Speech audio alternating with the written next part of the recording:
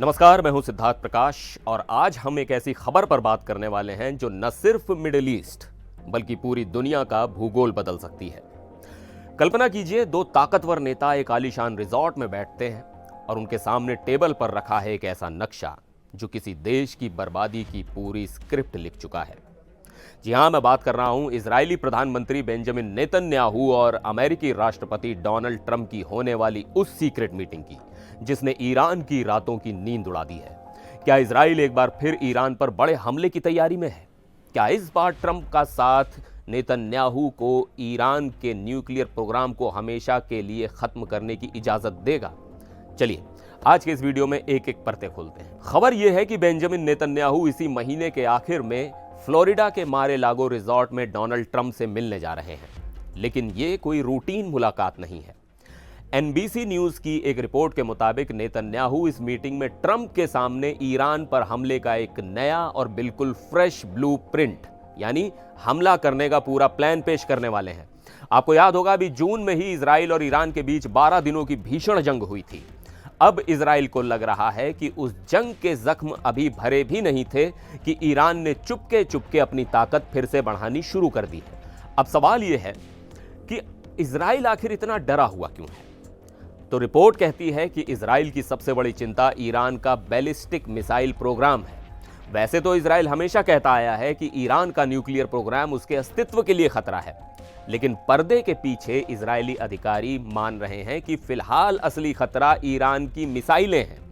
Israeli खुफिया एजेंसियों का मानना है कि अगर ईरान को नहीं रोका गया तो वो हर साल 3000 बैलिस्टिक मिसाइलें बनाने की क्षमता हासिल कर लेगा।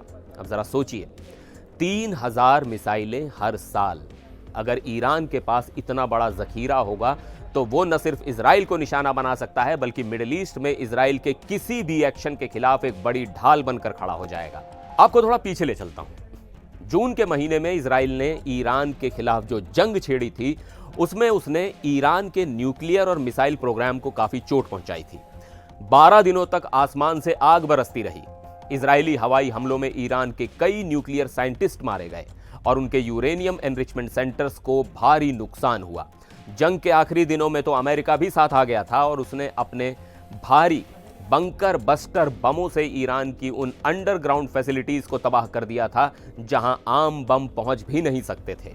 लेकिन अब डर यह है कि ईरान इन सबको फिर से खड़ा कर रहा है। जून की उस जंग में ईरान के मुताबिक 1000 से ज्यादा लोग मारे गए थे, जिसके जवाब में ईरान ने 500 बैलिस्टिक मिसाइलें और 1100 ड्रोन दागे थे। इजराइल में भी काफी नुकसान हुआ था, हजारों लोग बेघर हुए थे। इसी कड़वे अनुभव के कारण नेतन्याहू अब कोई रिस्क नहीं लेना चाहते। अब बात करते हैं उस ऑप्शन पेपर की जो नेतन्याहू ट्रंप को दिखाने वाले हैं। जानकारी के मुताबिक नेतन्याहू ट्रंप के सामने हमले के 4 अलग अलग सिनेरियो यानी विकल्प रख सकते हैं। पहला, सिर्फ इजराइल हमला करे। दूसरा, इजराइल लीड करे और अमेरिका बस थोड़ी मदद करे। तीसरा, दोनों देश मिलकर हमला करें। और चौथा, अमेरिका इस हमले को लीड करे और इजराइल उसका साथ दे। फरवरी में जब ये दोनों नेता मिले थे तब भी इन विकल्पों पर चर्चा हुई थी, लेकिन अब जबकि ईरान की मिसाइल फैक्ट्री फिर से चालू हो गई है, इजराइल चाहता है कि ट्रंप जल्द से जल्द किसी एक विकल्प पर मुहर लगा दे।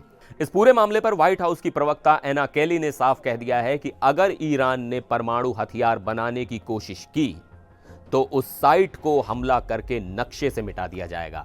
और वहीं मोसाद के निवर्तमान चीफ डेविड बार्निया ने भी चेतावनी दी है कि ईरान जैसे ही मौका मिलेगा परमाणु बम बनाने की ओर कदम बढ़ा लेगा।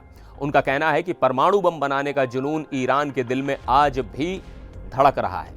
भले ही ईरान कहता रहे कि उसका प्रोग्राम शांतिपूर्ण है, लेकिन उसकी बढ़ती हुई मिसाइल क्षमता और यूरेनियम का लेवल कुछ और ही कहानी बयां कर रहा है। तो क्या आपको लगता है कि डोनाल्ड ट्रंप नेतन्याहू को ईरान पर फुल स्केल हमले की हरी झंडी देंगे? क्या दुनिया एक और बड़ी जंग की तरफ बढ़ रही है? अपनी राय नीचे कमेंट बॉक्स में जरूर बताइएगा। फिर मिलेंगे एक और वीडियो में। देखते रहिए एनडीटीवी इंडिया।